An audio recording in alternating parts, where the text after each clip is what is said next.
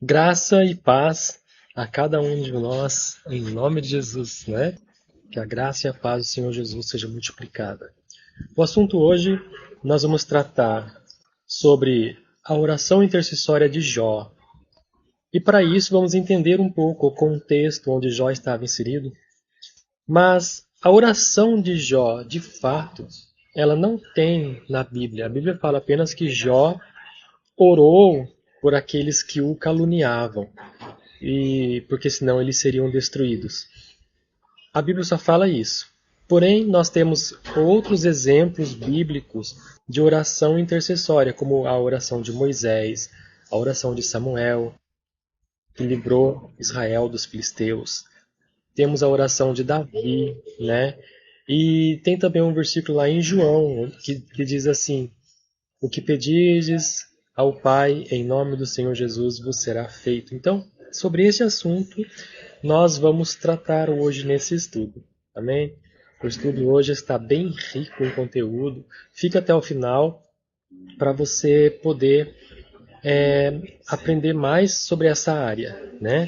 E se você quiser adquirir o esboço, né, dessa pregação, pode entrar na nossa loja virtual, apenas R$ 2,99. Você pode comprar o esboço e abençoar o nosso ministério também. Amém? Jó havia perdido tudo. Ele perdeu filhos, os bens, perdeu a saúde, a dignidade, né? Porque estavam difamando Jó. Jó foi humilhado, ele foi desprezado, acusado injustamente.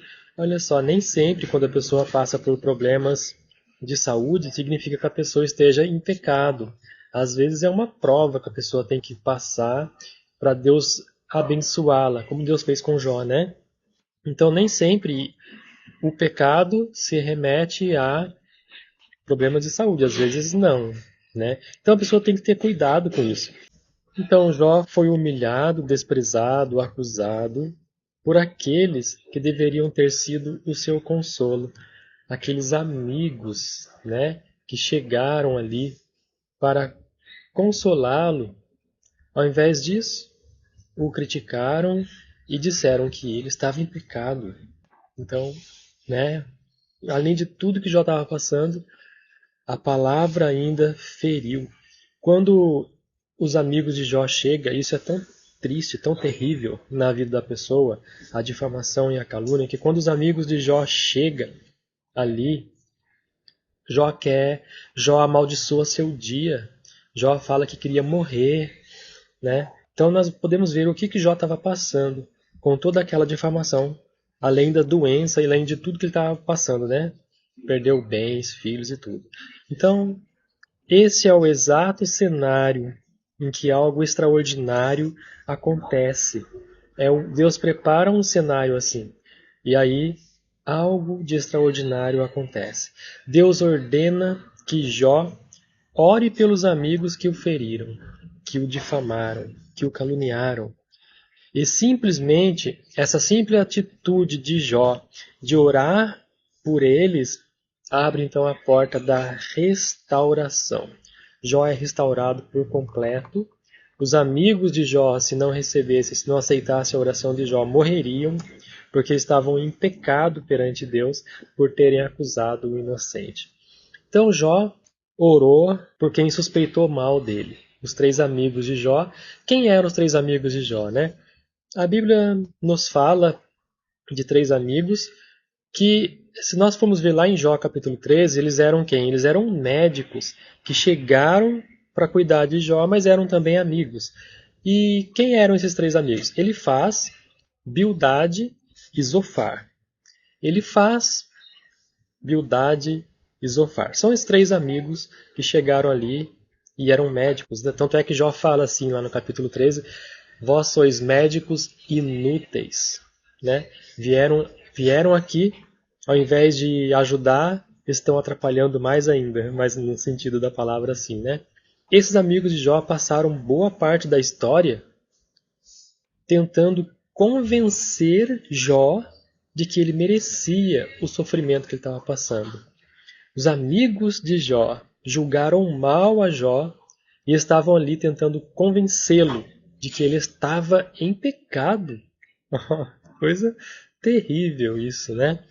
Julgando pelas aparências, julgando o estado da pessoa enfermo, né? E achavam que era em pecado.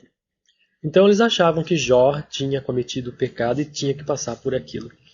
As suas palavras foram duras, impiedosas, acusadoras e espiritualmente equivocadas, porque eles usam meia-verdade para acusar Jó.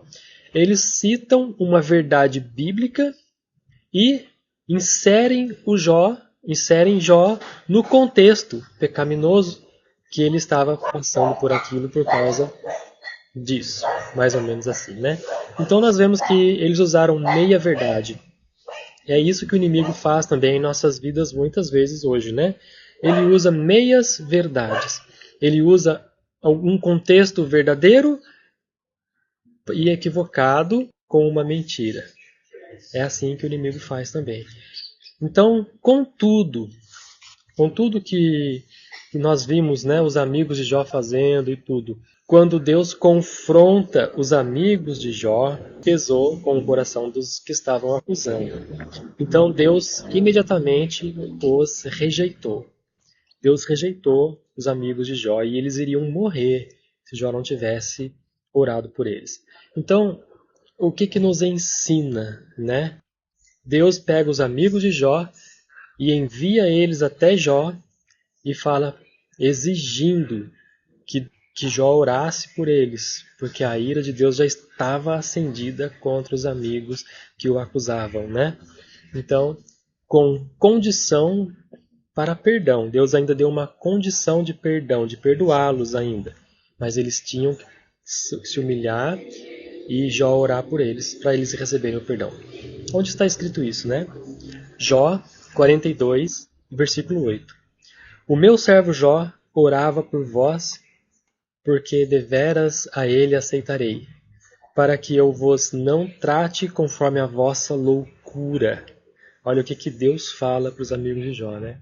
Então Jó, ele se tornou o intercessor dos seus ofensores. Ele teve que interceder pelos amigos que estavam o difamando.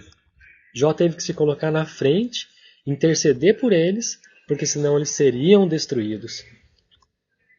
Então a restauração de Jó acontece quando? Ela acontece enquanto Jó orava, enquanto Jó estava ali orando pelos amigos. Note que no versículo não diz depois da oração de Jó, mas enquanto Jó orava. No versículo deixa isso bem claro. Não foi depois que Jó orou, foi enquanto Jó estava orando. Então, enquanto isso aconteceu, Deus o restaurou. Deus o curou e Deus o restaurou 100%. E até os bens que ele havia perdido foram restaurados. Ou seja, o próprio ato de orar, de interceder, é o ato chave para a libertação. Isso é muito importante, né?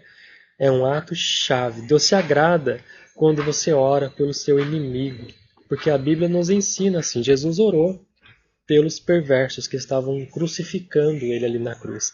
Ele disse assim, Pai, não lhes impute esses pecados, eles não sabem o que fazem. Então, nós vemos que Jesus ensinou tudo isso para nós. E também nós vemos vários outros exemplos bíblicos, como, por exemplo, a vida de Jó, né? Uma história linda de sofrimento, mas de restauração do poder e do agir de Deus. Então o Senhor virou o cativeiro de Jó enquanto ele orava pelos seus amigos. Aleluia, né? Enquanto ele perdoava, Jó era curado por dentro. Jó precisou perdoar para poder ser curado. Olha, quando alguém nos difama de algo que nós não fizemos, é muito doloroso. Porque você não fez aquilo, a pessoa está te acusando daquilo. Então, é o que Jó sentiu. É o que Jó sentiu naquela hora. Mas Jó teve que sarar disso. Ele teve que... Essa enfermidade que causou na alma dele, essa dor na alma dele, tinha que ser curada.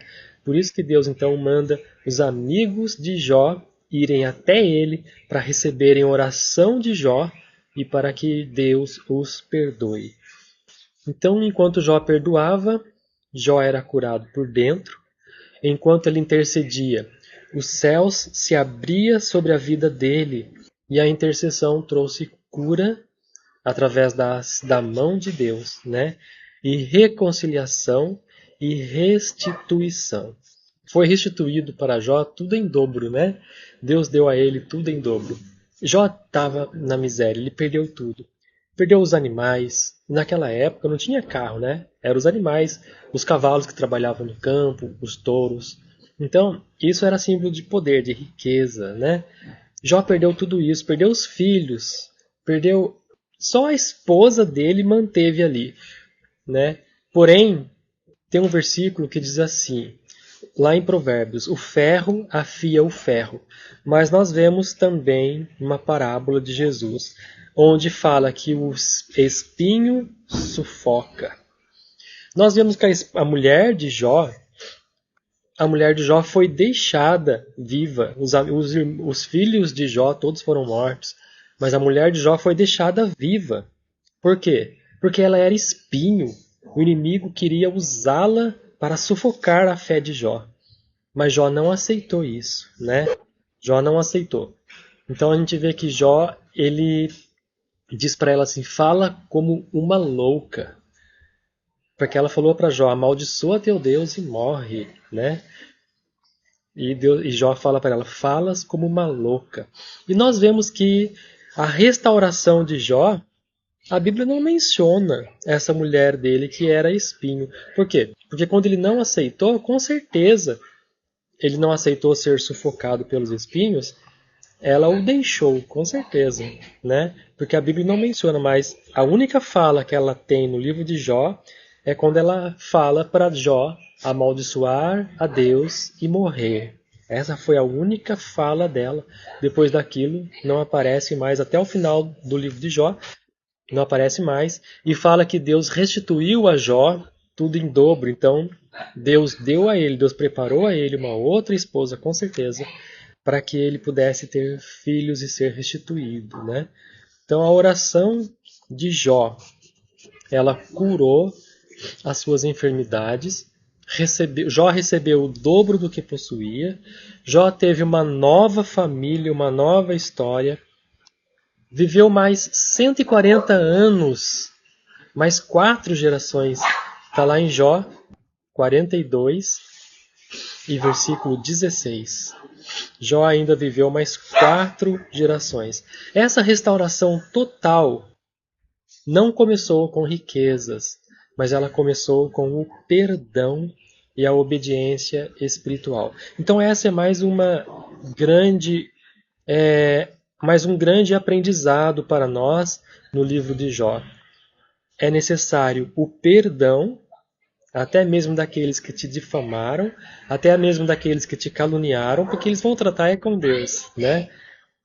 Perdão você tem que dar, por quê? Porque a partir do momento que você começa a perdoá-los, você começa a ser restituído por Deus.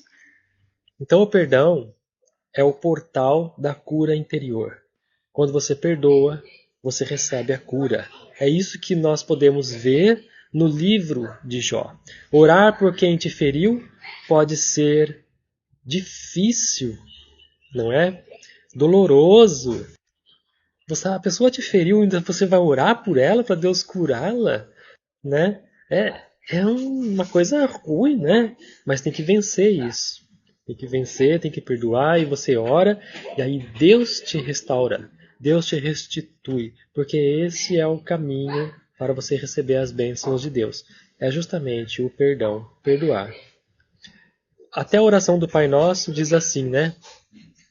Perdoai as nossas falhas, assim como nós perdoamos aqueles que falharam conosco. Não é assim? Perdoai as nossas dívidas, assim como nós perdoamos os nossos devedores. Então, nós vemos que temos que dar o perdão para que Deus também nos restitua o perdão. Para que Deus também nos restitua as outras coisas. Então, o perdão é a porta.